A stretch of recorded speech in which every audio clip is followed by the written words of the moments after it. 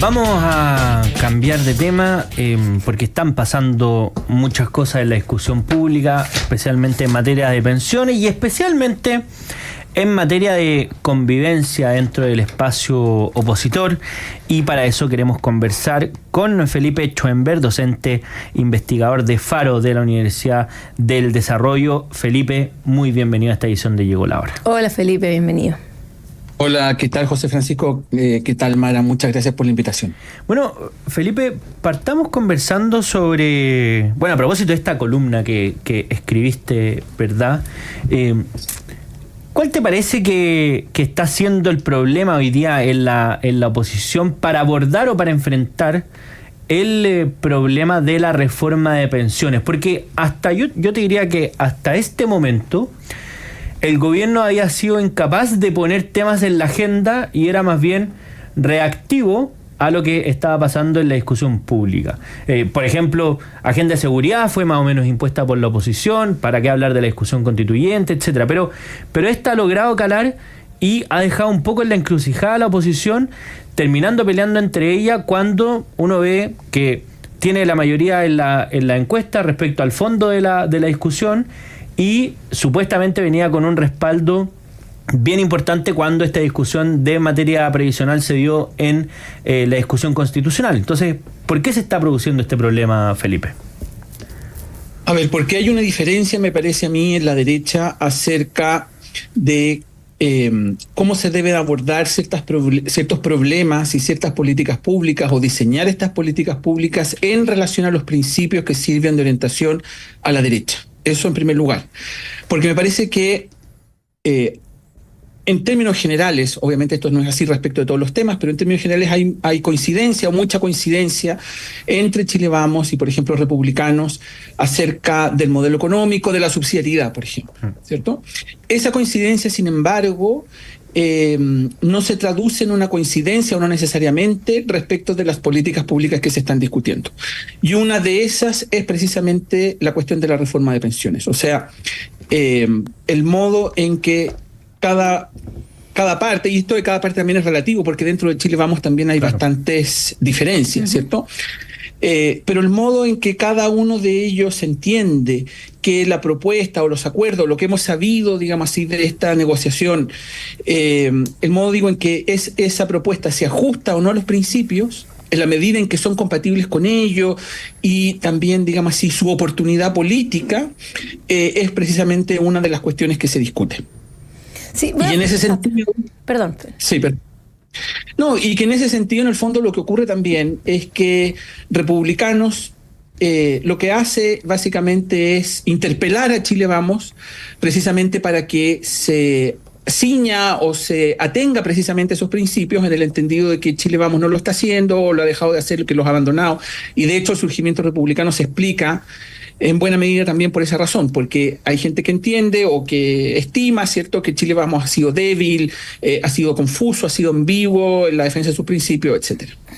Felipe, te quería preguntar precisamente por esos principios, porque acá pareciera conversarse de que llegar a un acuerdo implica 3 y 3, qué sé yo, 4 y 2, qué sé yo, llegar como a que políticamente, o los políticos se pongan de acuerdo en un número. Pero si uno lo piensa desde la perspectiva de los principios, tú tienes un grupo que cree que el Estado debe hacerse cargo de las personas, y tienes otro que piensa que la capitalización individual, que el ahorro es de cada uno de los trabajadores. Entonces, cuando uno piensa en este acuerdo de 2, 3, 3, qué sé yo, el número que sea, es pasar que uno de los dos se pase a lo que piensa el otro.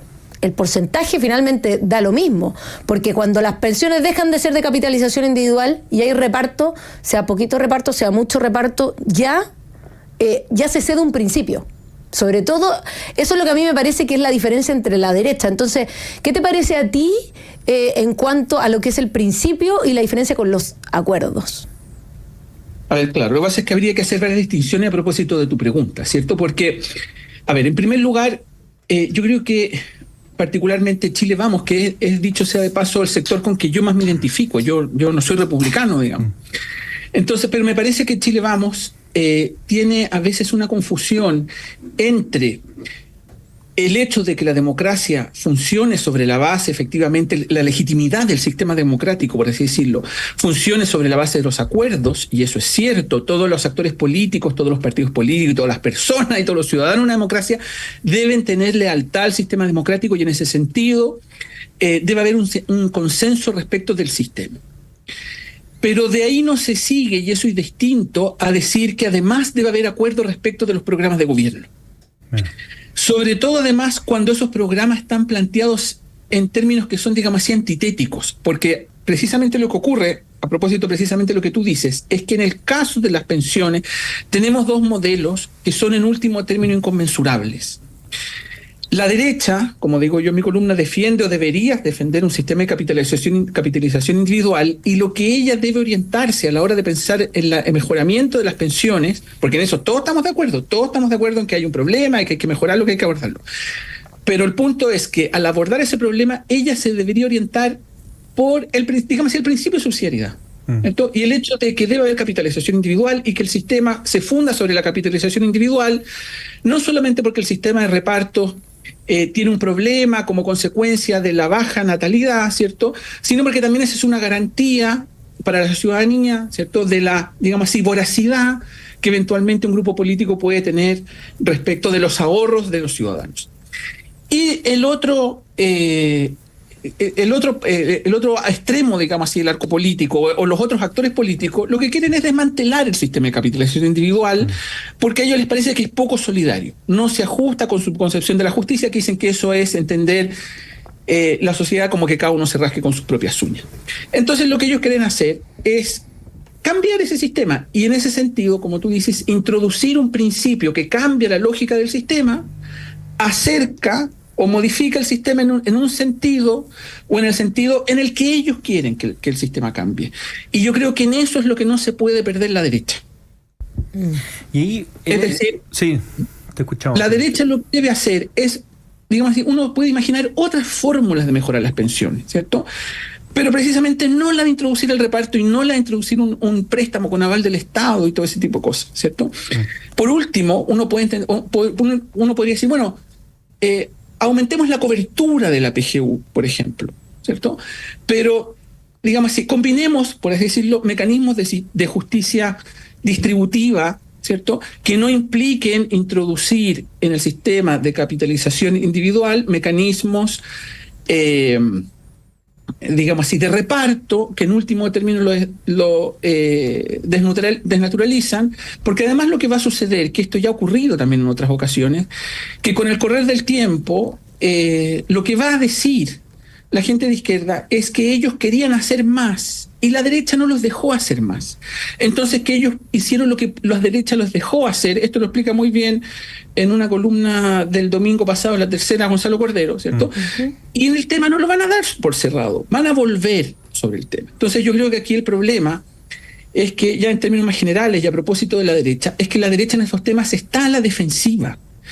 Me parece, bueno, obviamente ella es oposición, ¿cierto? Bueno, hay una serie de problemas que tienen que ver con la iniciativa, los proyectos, etcétera, pero de todas maneras, lo que quiere hacer la derecha, me parece a mí, ¿cierto?, es, digamos así, ser proactiva y avanzar en propuestas que supusieran la profundización del modelo que ella defiende y que, por decirlo, ha sido, llamémoslo, debilitado o distorsionado en los últimos años. Y en ese sentido, Felipe, bueno, estamos conversando con Felipe Schoenberg, docente investigador de Faro UDD. Te quería preguntar, porque la base de este acuerdo democrático, esta premisa democrática en el fondo que es un sistema político en el que básicamente hay un acuerdo esencial en las reglas del juego, que a mi juicio es lo que se puso en discusión, sobre todo con el proceso constituyente. Pero también, y es, a mi juicio también, esencial en la democracia, que es la forma, es por definición, la forma pacífica del disenso, no del acuerdo. Sí. Es como la forma pacífica en que se resuelve la controversia. Y desde ese punto de vista, centrado solo en lo que está haciendo hoy día la oposición, pareciera que hay una aversión a que puedan haber perfectamente disensos de manera pacífica. y de manera y pacífica, realmente pacífica, no simplemente que no nos vayamos a los combos, sino que sea una discusión civilizada. Pero hoy día que uno ve que esto que estás diciendo tú, varios te calificarían de inmovilista, que no quieres que cambie nada, casi que ultraconservador, y eso va como ajeno, a mi juicio, a lo que implica un debate verdaderamente pacífico. En ese sentido, ¿en qué pie queda la oposición para los desafíos que viene, principalmente el próximo año, pero hacia el futuro también, donde obviamente hay que gobernar un cúmulo de gente que piensa distinto? Sí, a ver, yo creo que queda muy mal pie. Si es que ese va a ser, digamos así, la máxima por la cual ellos se van a orientar. Porque precisamente una democracia supone la lealtad al régimen democrático. Lo que ha sucedido en Chile en los últimos años es que esa lealtad ha sido puesta en entredicho porque parte de la izquierda no admite que la derecha tenga legitimidad para gobernar.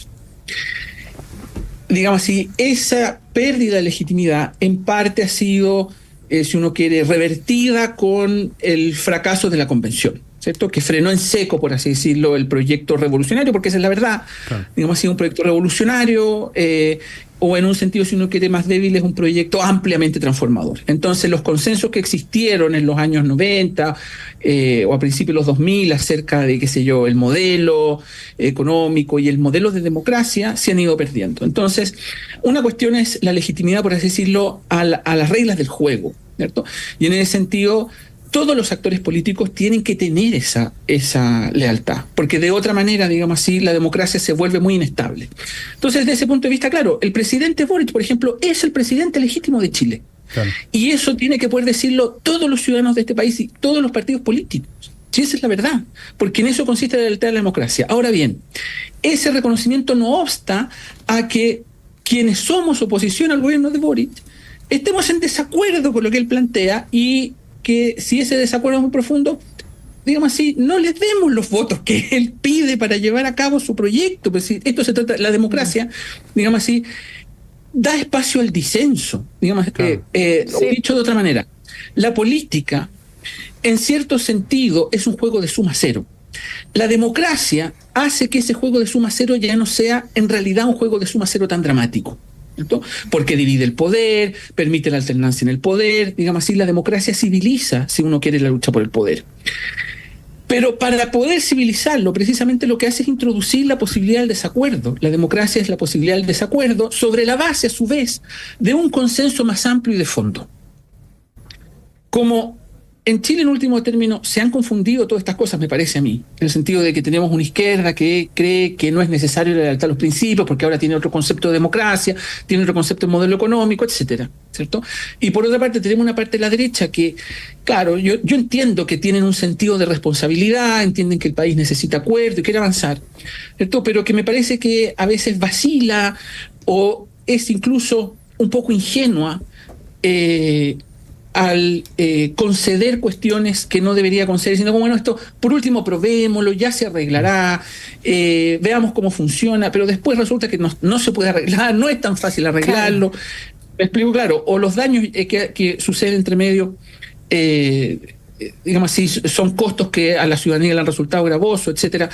Entonces, yo creo que en el entendido de que todos tenemos lealtad al sistema democrático, no debería haber problema con el desacuerdo. Sobre todo, además, si es que la oposición no es desleal. Me parece a mí que la oposición de Chile Vamos no es desleal. No ha tratado de derrocar y desestabilizar. Claro. En cambio, entonces, obviamente la democracia tiene por finalidad arbitrar nuestras diferencias, tratar de llegar a acuerdos, porque efectivamente en democracia hay negociaciones, pero cuando lamentablemente un país se ha radicalizado, los modelos en juego son tan diferentes entre sí, obviamente el acuerdo resulta más difícil y en algunos casos va a ser imposible. Los ejemplos que pongo yo en la columna es que precisamente el gobierno es adamantino en ciertas cosas y no le importa. Porque en ese sentido, ellos tienen muy claro lo que quieren. Entonces, el modo en que eso vaya a cambiar. Estoy pensando, por ejemplo, en las reglas del uso de la fuerza, la cuestión de la paridad de salida. Bueno, ese tipo de cosas, al final, la gracia de que estemos en una democracia es que al final si la ciudadanía deja de prestarle apoyo al gobierno, al proyecto político del gobierno, esa misma coalición va a tener que olvidar esas ideas o va a tener que cambiarlas por otra o hacerle algún tipo de modificación, etcétera.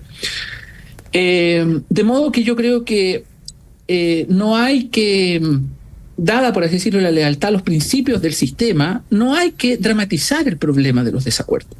Yo sé que hay una cuestión urgente con respecto a las pensiones, pero esa urgencia no puede funcionar como un chantaje en contra de Chile Vamos. Felipe, te quería preguntar, ¿cuál es tu opinión respecto a la discusión técnica? Porque hay cosas que uno ve que hay acuerdo entre los expertos, hay acuerdo entre los economistas, entre los especialistas, pero la discusión ideológica parece nublarlo todo y precisamente lo pienso a raíz de múltiples reformas que hemos visto, la reforma educacional, que bien tú dices, sí, la derecha está de acuerdo en la subsidiariedad, pero destruyeron gran parte de la subsidiariedad en educación en cuanto a los proyectos educacionales, a los colegios particulares subvencionados con la reforma que se hizo el 2014. Lo mismo ocurre, cualquier técnico te va a decir que subir demasiado los impuestos te va a generar un impacto en la inversión, en la economía, pero igual insistimos con lo mismo, y existe una parte de la derecha que también está de acuerdo con seguir subiendo impuestos. Entonces, ¿qué pasa con la discusión técnica y un poco los anteojos ideológicos que superan esa discusión? A ver, es que eso tiene que ver precisamente con el proceso de polarización que ha experimentado la política chilena, porque obviamente los técnicos tienen, o los consejos técnicos, digamos así, los asesores técnicos que son necesarios en toda democracia, tienen más chance de ser influyentes allí donde los actores políticos tienen en términos generales más puntos en común o más puntos de consenso, se encuentran más próximos, por así decirlo, entre sí doctrinariamente, de modo que resulta más fácil llegar a acuerdos y el modo de implementar esos acuerdos puede resultar menos dificultoso. Pero cuando existe una polarización, los técnicos en realidad tienen poco, no es que tengan poco que decir, pero sus propuestas no van a tener el peso que tendrían en otras circunstancias, porque al final el problema político no puede ser resuelto por medio de los técnicos. El problema político no es un problema técnico. Por ejemplo, si yo creo que la libertad es más importante que la igualdad, esa idea, digamos así, no puede ser zanjada, no puede ser resuelta, no puede ser respondida por medio de problemas técnicos. No me puede venir a mí un, economista y él me puede dar razones para eventualmente, en virtud de otros argumentos, apoyar la conclusión a la que yo he llegado. Pero ese tipo de discusiones no son técnicas. Son, como dices tú, doctrinarias, ¿cierto? Son de principios políticos. Y entonces lo que ocurre es que como hay gente a ambos lados del espectro político, ya, para no dirigirlo tanto contra la izquierda, ¿vale? Que tiene ciertas ideas y cree, por así decirlo, que esas ideas permiten realizar la justicia, lo que va a ocurrir es que esa gente va a estar poco dispuesta, probablemente va a estar menos dispuesta a escuchar los argumentos técnicos, porque al final lo que le importa, digamos así, es que se haga justicia. Fiat justitia pereat mundus. Entonces, los técnicos tienen menos peso o normalmente tienen menos peso en estas circunstancias. Bueno, muy interesante conversación con Felipe Schoenberg, docente investigador de Faro UDD, a quien le agradecemos por habernos acompañado. Muchas gracias, en esta edición Felipe. de Llegó la Hora. Gracias a ustedes, que estén muy bien. Y nosotros, Mara Seguini, nos vamos a una breve pausa y a la vuelta vamos a estar conversando sobre un tema interesante también junto a el exministro Raúl Figueroa. Volvemos en un par de minutos. ¿De qué será? ¿Qué será?